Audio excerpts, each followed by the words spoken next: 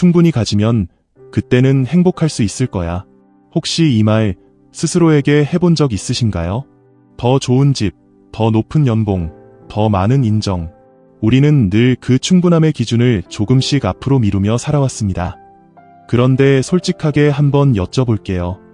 그 기준에 실제로 도달한 적이 있으셨나요? 도달했을 때 정말 행복하던가요? 오늘 저는 수천 년 전 고대 철학자들이 이미 이 질문에 명확한 답을 내놓았다는 이야기를 하려 합니다. 그리고 그 답이 지금 이 시대를 살아가는 우리에게 놀랍도록 정확하게 들어맞습니다. 우리는 모두 이 세상에 배고프고 연약하고 혼란스러운 존재로 태어납니다. 그리고 살아가면서 그 느낌들을 없애기 위해 끊임없이 주변 환경을 통제하려 합니다. 더 많은 것을 이루고 더 높은 자리에 오르고 부와 명성을 손에 넣으려 하죠. 그 이면에는 언제나 이런 믿음이 조용히 자리 잡고 있습니다. 언젠가 충분한 것을 갖게 되면 이 공허함과 불안에서 벗어날 수 있을 거야. 그때가 되면 진정한 행복이 찾아올 거야 라고요. 그런데 그 믿음이 틀렸다면 어떨까요? 그 희망찬 미래의 그림은 듣기엔 꽤 그럴듯합니다. 하지만 어쩌면 그 생각 자체가 우리를 문제 속에 계속 붙잡아두는 원인일지 모릅니다. 이 꺼지지 않는 허기를 좀 더 깊이 들여다보기 위해 오늘 우리는 고대의 철학 하나를 살펴보려 합니다. 바로 스토아 철학입니다. 스토아 철학은 고대 그리스에서 시작되어 로마 시대에 더욱 깊이 뿌리내린 사상입니다. 이 철학이 특별한 이유는 단 하나입니다. 수천 년이 흐른 지금도 그 가르침이 전혀 낡지 않았다는 것입니다. 어쩌면 지금 이 시대야말로 스토아 철학의 지혜가 가장 절실히 필요한 때인지도 모릅니다. 최근 들어 스토아 철학은 다시 한번 뜨거운 주목을 받고 있습니다. 넬슨 만델라가 직접 실천하고 권장했으며 팀 페리스, 로버트 그린, 라이언 홀리데이 같은 현대의 인기 작가들도 이 철학에 대해 앞다투어 글을 썼습니다. 인터넷 세상에서도 스토아 철학을 중심으로 한 거대한 커뮤니티가 활발하게 살아 숨쉬고 있죠. 이토록 오랫동안 사랑받는 데는 분명한 이유가 있습니다. 혼란과 불안이 넘쳐나고 욕망이 끝을 모르는 이 시대에 스토아 철학은 어떤 상황에서도 흔들리지 않는 고요함과 바로 지금 이 순간을 살아가는 힘을 알려주기 때문입니다. 스토아 철학에서 세상은 우리의 바람 따위에 관심이 없습니다. 이 혼란과 고통을 제발 거두어 달라고 부탁해도 소용없고 억지로 힘을 써서 세상을 바꿀 수도 없습니다. 그렇다고 해서 우리가 세상의 무력한 피해자로 그냥 살아야 한다는 뜻은 아닙니다. 스토아 철학은 삶에 두 가지 영역이 있다고 말합니다. 첫 번째는 외부 영역, 즉 우리 마음 바깥에 있는 것들로 우리가 통제할 수 없는 것들입니다. 두 번째는 내부 영역, 즉 그 외부 세계에 대한 우리의 반응과 해석으로 이것은 우리가 통제할 수 있습니다. 비가 오는 것은 막을 수 없지만 그 비를 어떤 마음으로 맞느냐는 온전히 우리에게 달려있다는 이야기입니다. 이 단순한 구분 하나가 우리 삶 전체를 바꿔놓을 수 있습니다.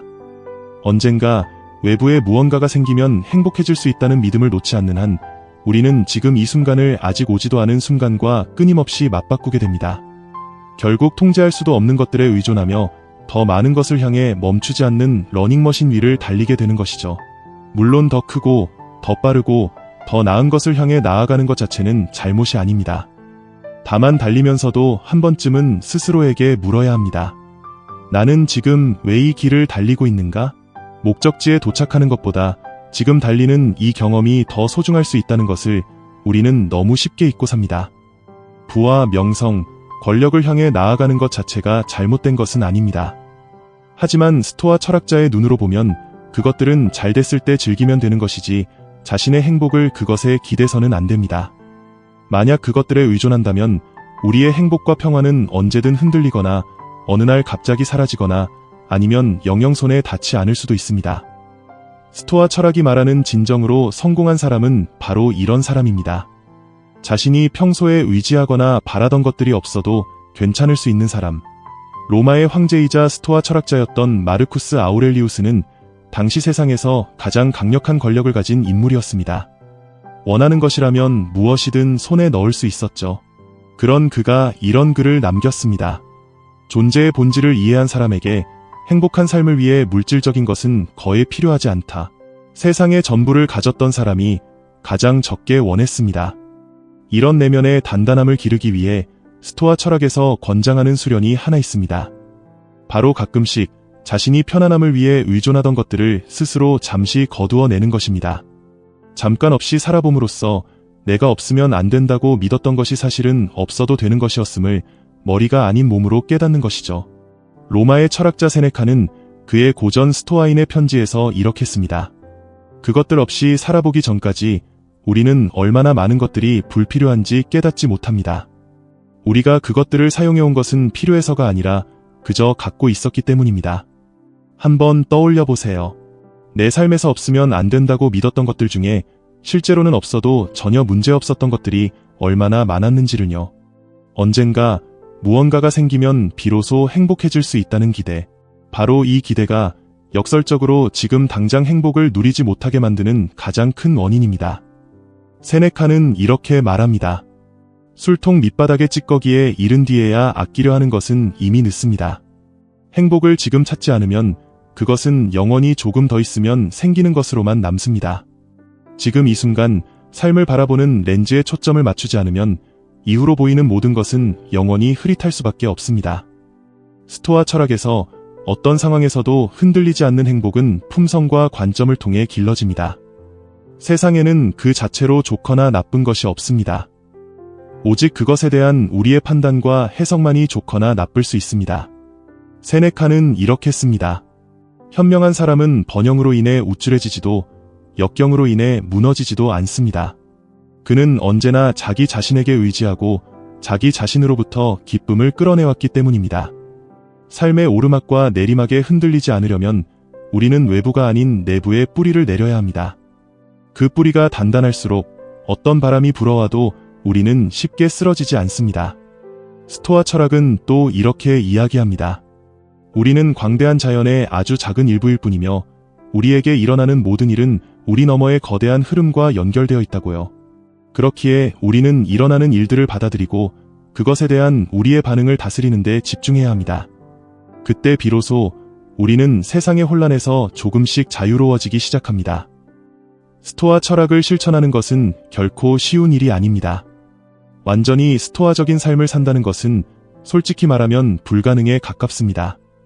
욕망을 전혀 느끼지 않거나 세상에 단 한 번도 부정적으로 반응하지 않는 사람은 없을 테니까요. 하지만 스토아 철학은 우리에게 소중한 선물을 줍니다.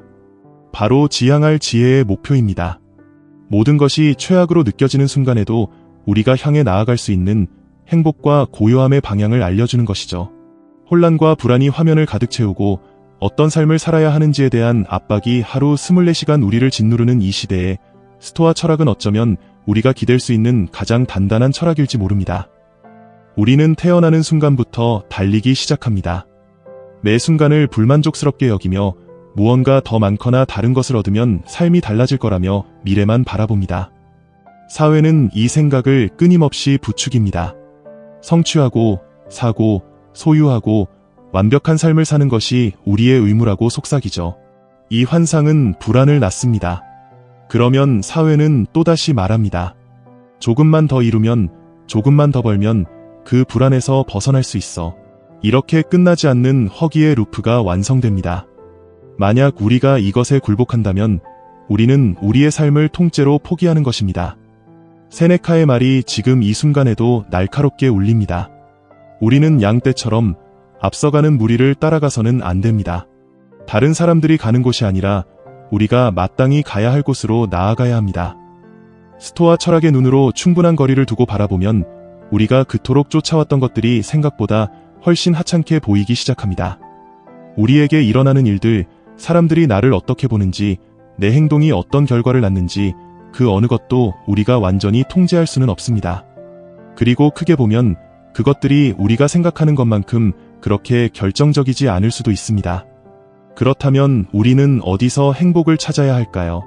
무엇을 가졌는지가 아니라 내가 어떤 사람인지에서, 남들이 나를 어떻게 보는지가 아니라 내가 나 자신을 어떻게 바라보는지에서, 그리고 내가 가치 있다고 여기는 것들을 통해 하루하루를 어떻게 살아가고 있는지에서요. 스토아 철학은 우리에게 이렇게 말합니다. 우리는 이 무관심한 세상의 조건들을 차분히 받아들이고 우리 자신만의 초연한 태도로 그것에 응할 수 있다고요. 세상이 우리에게 무관심하다면 우리도 세상에 초연할 수 있습니다. 그리고 바로 그 초연함 속에서 진정한 자유가 시작됩니다.